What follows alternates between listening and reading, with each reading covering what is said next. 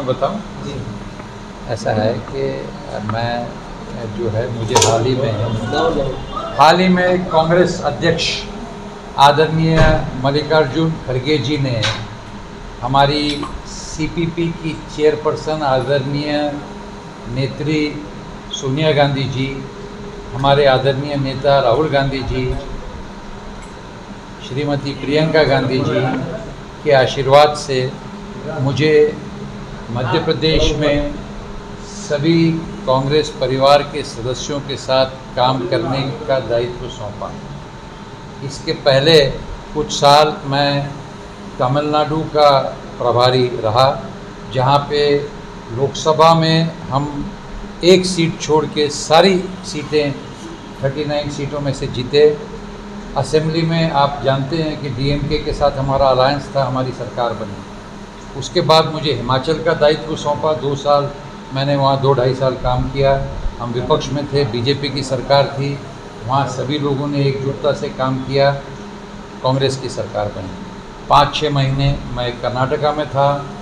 कर्नाटका में शुरू में ये कहा जा रहा था कि बीजेपी की सरकार ही बरकरार रहेगी, लेकिन बहुत ही बड़े बहुमत के साथ कांग्रेस की सरकार बनी। कहने का तात्पर्य ये है कि पूरे देश में अब ट्रेंड चेंज हो रहा है और जनता इस बात का एहसास अब कर रही है कि भारतीय जनता पार्टी की सरकार हर फ्रंट पे फेल हो चुकी है। चाहे वो इन्फ्लेशन हो, प्राइस राइज हो, चाहे वो बेरोज़गारी हो, चाहे वो भ्रष्टाचार हो, चाहे जो चुनाव प्रचार के दरमियान उन्होंने झूठे वादे किए थे, जिन वादों को उनके ही नेताओं ने बाद में जुमला करार दिया, ये सारी बातों से भारतीय जनता पार्टी एक्सपोज हो गई। मध्य प्रदेश में भी हमने देखा कि मैंडेट पिछले चुनाव में जनता ने कांग्रेस को दिया है, लेकिन जिस तरीके से कर्नाटका में, जिस तरीके से गोवा में, जिस तरीके से नॉर्थ ईस्ट के कई राज्यों में, उसी तरीके से मैंडेट का अपमान करके भारतीय जनता पार्टी ने षड्यंत्र रच के भ्रष्ट मार्ग से जो है सत्ता हथियाई। लेकिन सत्ता हथियाने के बाद उनके मंत्रियों ने, उनके नेताओं ने अपनी जेबें भरने के सिवा जनता के हित में कोई भी कार्य नहीं किया, बल्कि समय समय पे जो वादे उन्होंने जनता से किए वो झूठे ठहरे।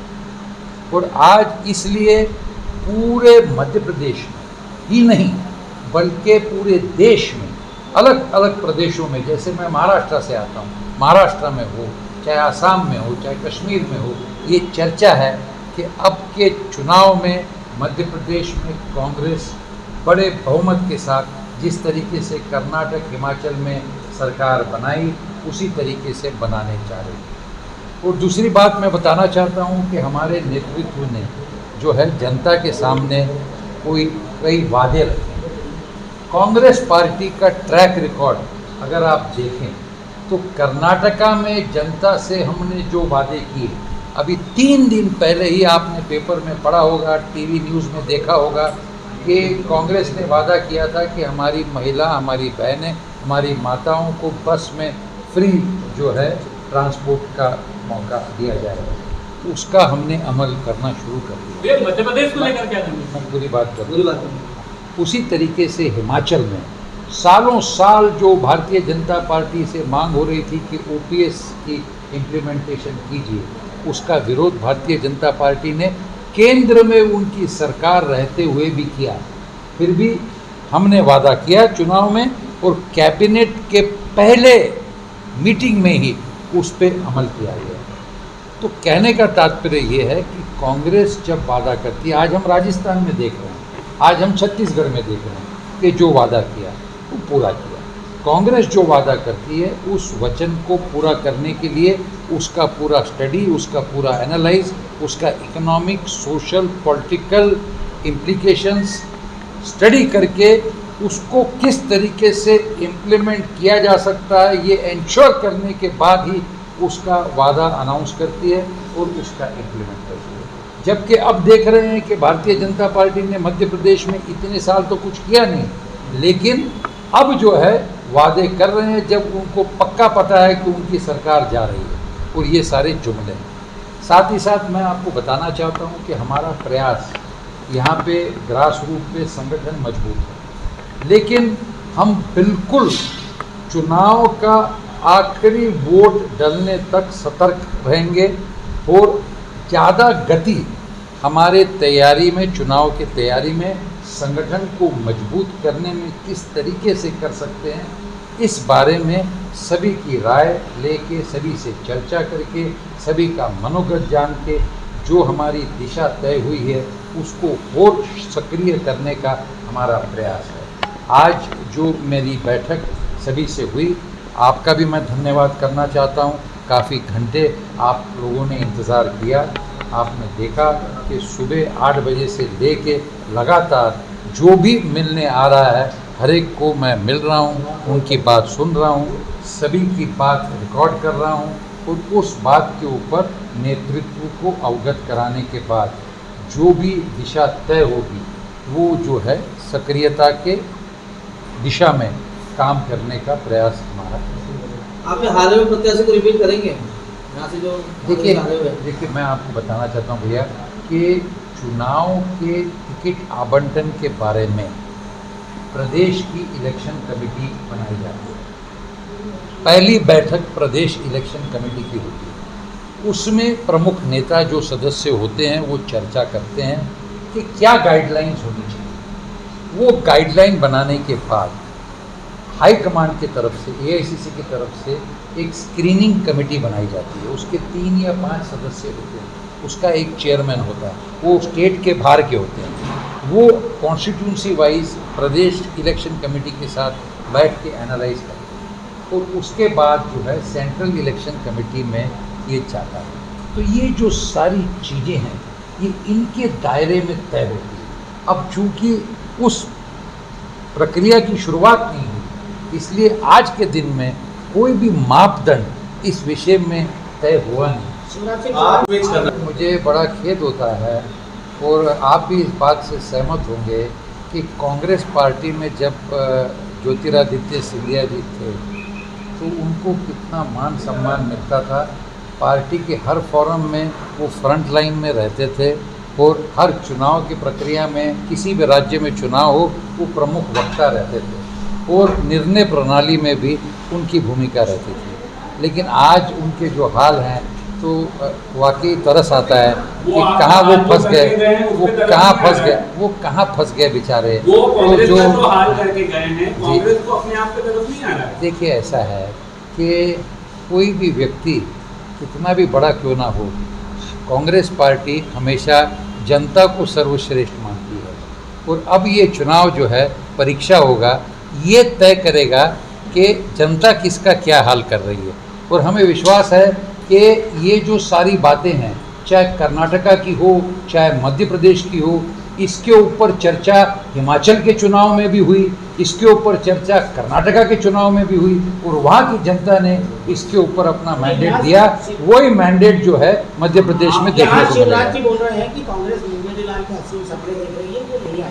देखिए ऐसा है, अगर आप पुराने पेपर या पुराने वीडियो निकाल के देखें तो यही जो है कर्नाटका में बोमैया जी और पूर्व मुख्यमंत्री येदियुरप्पा जी चुनाव समाप्त होने के बाद काउंटिंग के दिन के पहले तक कह रहे थे। और यही बात जो है जयराम ठाकुर जी जो हिमाचल में भारतीय जनता पार्टी के मुख्यमंत्री थे, ये चुनाव की वोटिंग शुरू हो चुकी है और सुबह 10 बजे इलेक्ट्रॉनिक मीडिया के सामने आके कह रहे हैं कि हम सरकार बनाने जा रहे हैं। तो मुंगेरी लाल के सपने किसके हैं, ये जल्द ही मध्य प्रदेश की जनता को पता पड़ जाएगा।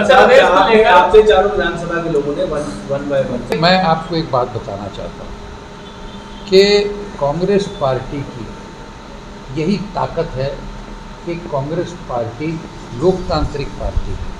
इसमें सामान्य से सामान्य, छोटे से छोटा कार्यकर्ता अपनी बात रख सकता है, अपनी बात कह सकता है। आज अगर आप वही आईना पलट के भारतीय जनता पार्टी की परिस्थिति में देखें तो आपने वो वीडियो देखा होगा कि जहाँ पे तीनों नेता एक साथ चल रहे हैं, जिसमें मोदी जी दिख रहे हैं, अमित शाह दिख रहे हैं और उनके राष्ट्रीय अध्यक्ष नड्डा जी दिख रहे हैं, तो अमित शाह जी ने ठुड्डा मार के जो है नड्डा जी को पीछे कर दिया, जैसे कि उनको इंडिकेट कर रहे हों कि अपनी औकात में रहो, तुम मेरे और मोदी जी के लेवल में आने का प्रयास मत करो। और पूरे कैबिनेट की क्या परिस्थिति है, ये आप मेरे से बेहतर आप जानते हैं कि मंत्रियों का हाल ये है कि जनता ये पूछ रही है कि ये मंत्री पद की गरिमा को ठेस पहुंचा रहे हैं, कि ये इनका कोई से नहीं है।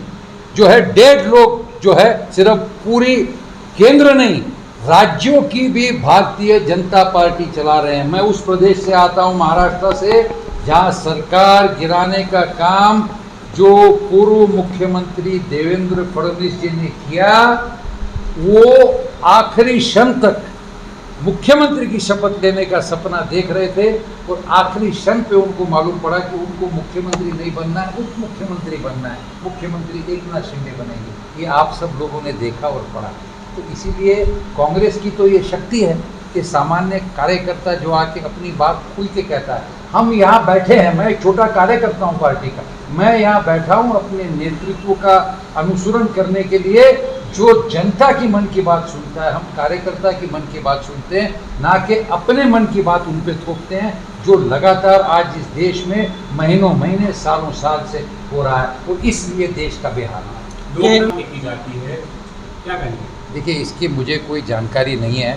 आपके पहले जो भाई आपके भाई लोगों के साथ जो पत्रकार परिषद हुई थी, उसमें उन्होंने मुझे इस बारे में बताया। मैंने उनको कहा कि अब वो जानकारी लेनी पड़ेगी कि ये व्यक्तिगत तू मैं बात हुआ है या क्या है। तो ये सारी जानकारी जब मैं दूंगा उसके बाद ही मैं इस पर कुछ व्यक्त कर सकता हूँ। लेकिन जब हम बड़ी संख्या में जमा होते हैं, एक दूसरे का जोश होता है, कोई अपनी राय देता है, कोई दूसरी राय देता है, तो व्यक्तिगत बातों में भी छोटी मोटी बात अगर ऐसे होती है तो उसमें पार्टी का कोई नुकसान या पार्टी का कोई जो है घाटा नहीं होता, क्योंकि आखिर में सभी हाथ मिला के गले मिल के जो है बाहर जाते हैं और एक साथ काम करते हैं। एक परिवार में जो है देखने का दृष्टिकोण सगे भाइयों में हो सकता है। उंगलियां 5 हैं, पांचों उंगलियां जो है अपनी भूमिका निभाती हैं। मैं एक उंगली को अगर बंद कर दूं या एक उंगली कम हो जाए तो उसका कंट्रीब्यूशन कम हो जाता है। इसलिए इसको पॉजिटिव वे में हम लेते हैं और इसका कोई भी नुकसान नहीं। हमारे पार्टी में कार्यकर्ता का बॉन्डिंग एक फैमिली के जैसे, एक परिवार के जैसे। नहीं, जब से भाई आप थोड़ा सा जो है ये बात का एहसास करिए कि मेरा ये पहला दौरा है और पहले दौरे में सुबह 8 बजे से लेके मैं अभी तक बैठा हूँ। अभी रोज़ कुछ बैठकें हैं। रात को मैं पंजाब मेल में बैठा कल्याण से, मैं ट्रेन में सोता नहीं, सारी रात जागा हुआ हूँ। सुबह 5 बजे उतरा, इनके साथ चाय पी, 8 बजे सबसे चर्चा करना शुरू कर दी, 8 बजे यहाँ आके बैठ गया। तो इसीलिए सबका मनोगत जानने का हमारा प्रयास है। पार्टी को ताकत और किस तरीके से दी जाती है, हम पॉजिटिवली इसको देख रहे हैं। और मैं आपको विशेषकर मीडिया को धन्यवाद देना चाहता हूँ कि आप लोगों से आज एक बहुत बड़ा सबक मैंने सीखा कि जो पेशेंस और परसेवरेंस जो बोलते हैं कि अपने मिशन पे जो लगा हुआ है, वो मिशन पूरा करने के लिए 4 घंटा 5 घंटा भी रुकता है। वो शायद मुझे भी और सीखना चाहिए कि रात को 10-11 बजे तक भी अगर कोई मिलना चाहेगा तो मैं उसको मिलूँगा। कितने सुधार होना चाहिए? देखिए, पहली बार नहीं है, आए दिन यार देखने को मिलती है इस तरह देखिए, की। ऐसा है कि जो है जब हम खाना खाते हैं तो सारे व्यंजन बड़े टेस्टी होते हैं, लेकिन किसी व्यंजन में अगर थोड़ा सा नमक ज़्यादा मिल जाए तो उस व्यंजन को अलग करने के बजाय हम थोड़ा सा उस पर नींबू निचोड़ लें या काली मिर्च डाल लें तो उसका टेस्ट उतना ही अच्छा हो जाता है। तो कोई छोटी मोटी बात है, उस पर कार्रवाई तो अब मैं अपने उंगली पे अपने हाथ पे अगर कार्रवाई करने की बात करूं तो मैं अपने आप को कमज़ोर कर रहा हूं। तो इसमें सबको साथ लेके कैसे बल दे सकते हैं, उस पे हमारा पॉजिटिव फोकस है। क्या सुधार? ऐसा है कि संगठन में जो बदलाव हो, सुधार, ये निरंतर चलने वाली प्रक्रिया है। मैं कुछ साल पहले मैं प्रदेश कांग्रेस में महाराष्ट्र में 16 साल जो है वो संगठन का महामंत्री रह के काम कर चुका हूँ। शुरू में मुझे लगता था कि ये बहुत अच्छा काम है, मैं इसी पद पे बना रहूँ। जब मुझे शुरू में AICC का दायित्व सौंपा तो थोड़ा मैं नाराज़ था कि यार अपना प्रदेश छोड़ के दूसरे प्रदेशों में जाना पड़ रहा है। लेकिन बाद में मुझे एहसास हुआ कि जब जिम्मेदारी बदली जाती है तो वो नेतृत्व का विश्वास होता है और उस विश्वास में एक ट्रेनिंग का मौका होता है, सीखने मिलता है, जिससे हमारा व्यक्तित्व परिपक्व होता है। तो जो निरंतर बदलाव में जो कुछ चेंजेस होते हैं तो उसको पॉजिटिवली लेना चाहिए कि आपको दूसरी बड़ी जिम्मेदारी मिलने जा रही है, वो भी काम उतना ही महत्वपूर्ण है। और उस दृष्टिकोण से हमारा ये प्रयास रहेगा कि संगठन को ताकत देने के लिए जहाँ जहाँ जो जरूरी है वो कदम हम जरूर उठाएंगे। पूर्व अध्यक्ष ने आरोप लगाया कि कुंडली ने 40 लाख रुपये टिकट बेचे हैं। भैया मैंने ये कोई जानकारी इसकी मुझे नहीं है, ये मेरा पहला दौरा है और हमारे सम्मानीय नेताओं के बारे में ऐसी बात कोई करे तो मुझे लगता नहीं कि ये उचित है। क्योंकि कैसा है ना मेरे भाई, संघर्ष करके जीवन में नाम कमाने को सालों साल 10 साल 20 साल 30 साल 40 साल लग जाते हैं और किसी के ऊपर दाग लगाना बहुत आसान है। तो मेरी प्रार्थना है सभी से कि सब में अवगुण है, मेरे में भी अवगुण है। उस अवगुण को देखने के बजाय हम जिसमें जो गुण है वो देखें तो हमको बहुत कुछ सीखने का मौका मिलता है।